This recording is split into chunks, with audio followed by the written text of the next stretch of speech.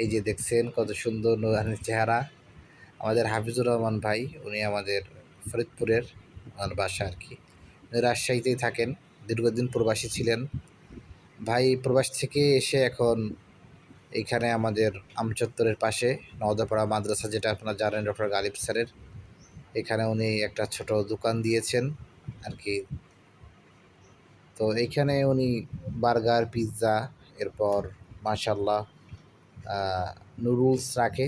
দেখছেন উনি বার্গার বানাচ্ছে, চিকেন দিয়েছে। এটা একদম পিওর চিকেন, এর ভিতরে একটা হাড়ও নাই, কোনো কিছু নাই, কোনো ভেজালও নাই।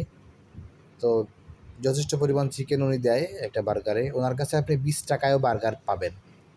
ওনার কাছে সর্বোচ্চ বার্গারটাই 40 টাকা, 20 টাকা এবং 40 টাকা, এবং তার মানটাও মাশাল্লাহ অনেক ভালো।